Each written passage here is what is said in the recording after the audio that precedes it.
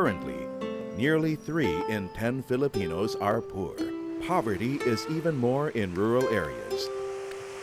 Indeed, inclusive growth still eludes most Filipinos. Inadequate infrastructure that would spur growth and attract investments, such as more roads and bridges, especially in rural areas, is often cited as the culprit. It is easy to understand why.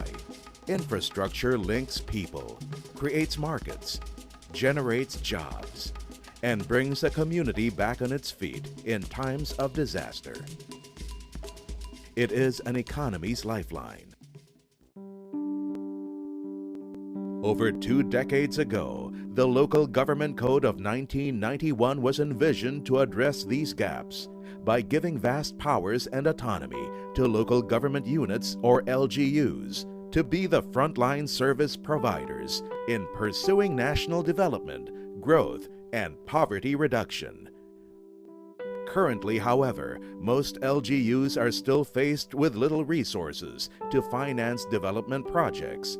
The idea of an inter-LGU cooperation to improve infrastructure is also not yet fully appreciated.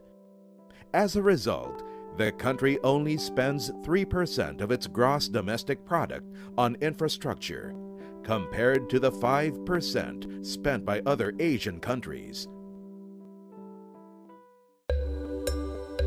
The World Bank has long been a reliable partner of LGUs. The bank has been supporting cities, municipalities, and provinces for more than 30 years, financing the infrastructure needs of more than 400 LGUs. The partnership has brought immense benefit to local planning and infrastructure support since the 80s. It has helped LGUs implement project-based grants and loans through national government agencies and government financial institutions, and technical assistance in the design and capacity development programs. These projects have not only raised LGU incomes and spurred investments, but also led to improved quality of life for their respective constituents. Open ang World Bank sa tax mapping project. And I can do that alone kasi kailangan ng konti pang aming income. When was this? 1990. Ang documentation ay nag-start siya na 1991 at nabigyan kami. Na-approve kami ng loan in 1992. Mga 3 million. Kasama na doon yung property identification, tapos yung tax collection enforcement. Doon lang kami nag-rely, sa land. Pag mataas ang assessment, tama ang assessment, so tataas ang income. We cannot move on. We cannot look forward for something good. Pag hindi natin, yung ating resources, pag hindi natin ginamit, paano tayo? Hanggang doon na lang kami, 15 million. Okay lang, it will increase into 2% per year o 10% per year. Pero hanggang kailan yun? Talagang yung siyempre malalaking kumpanya nandito, no? With the help ng maliliit dito, ang aming income ngayon sa business, 600 million. Yung sa amin na around 400, kasi may sharing pa yun, that makes 1 billion na. Bali, ito po kasing yung 2003 na ako na yung loan nila. Kung hindi kasi na-repair ito noon, pagka sa 20% namin kagad, halos umubos sila noon ng 200,000 sa sandbagging lang. Tapos nawawala lang yon. Hindi katulad ngayon na talagang ito matibay dahil may sheet pile ito, konkreto. At saka ang pinakamalaking kwan dito noon, nung hindi naayos ito, yung mga negosyante rito, nasisira sila ng loob. Tsaka pagka may bagyo na, pag medyo lumaki nito Pampanga River, yung mga bata, halos takot nang pumasok. Napakalaking bagay po nito. Marami pong mga nag-invest dito. Dati walang gasolinahan dito. Maraming mga hardware. Meron kaming park, meron kaming convention. Pero ang pinakamakuan dito, yung mga mag-aaral dito, nakakapag-aral sila na hindi nila inisip na bibigay itong dike.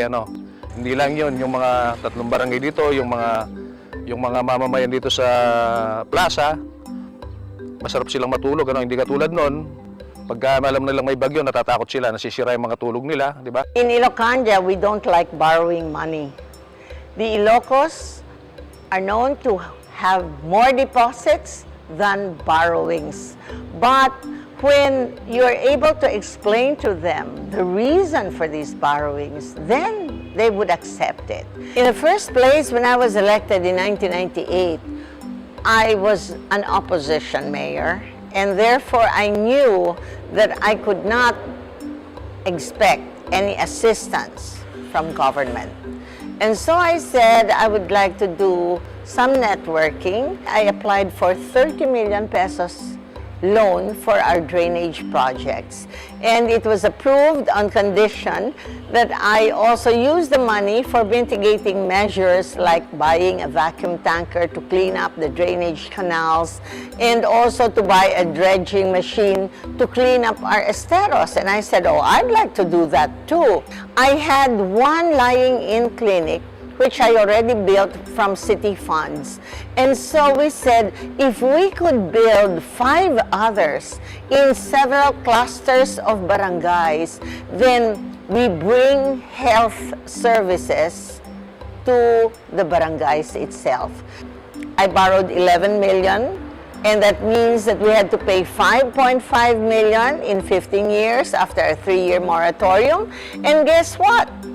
Immediately, we saw the benefits because we started having 0 maternal mortality rate, infant mortality rate went down. Another was I borrowed money for schools.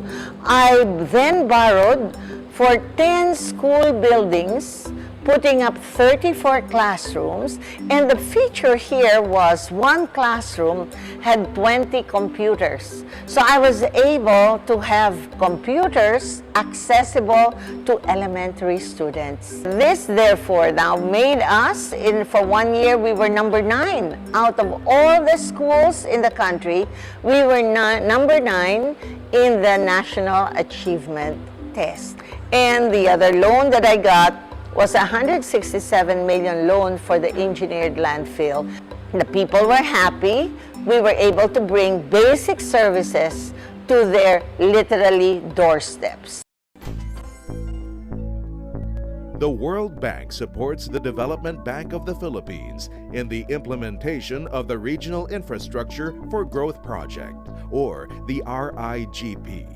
The RIGP is a $50 million loan facility that promotes integrative investments within and across LGUs by increasing access to finance for a wide array of local public infrastructure and services.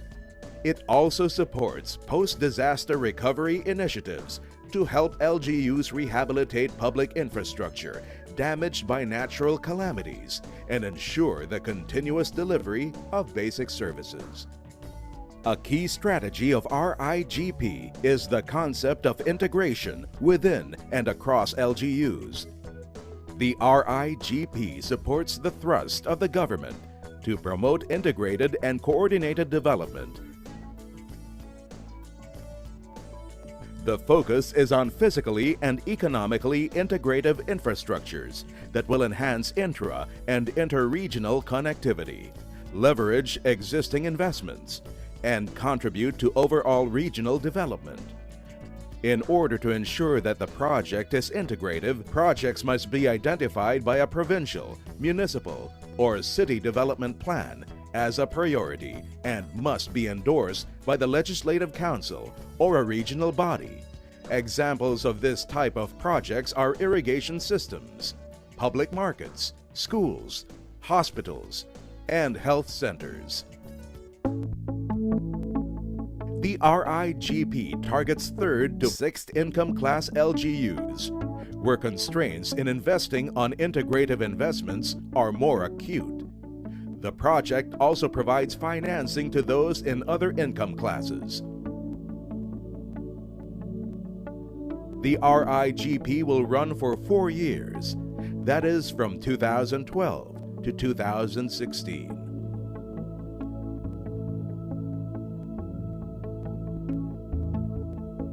When I first became mayor, we didn't have the local government code yet. the budget of the city was around 18 million pesos. And you know, if you're a new local official, you have a lot of big plans for the jurisdiction and the locality. So the problem then was where you will source the funds for the projects that you would like to implement.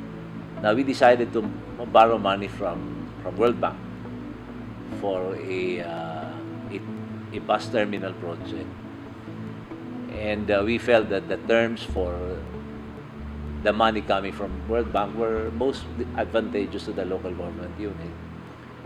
The project was self-liquidating. In fact, later on, the revenues we realized from the project were much more than the cost of maintaining and operating the economic activity.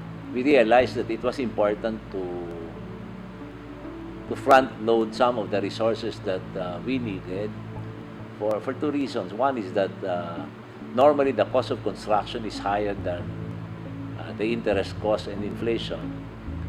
And if you will advance the money, you'll be able to do more for the same amount of money, and at the same time take on the benefits of the project. In fact, I think while we are very prudent, we look at borrowings, we look at, of course, grants, in order for us to be able to deliver the projects, the services, in a manner that allows us to capitalize on outside resources.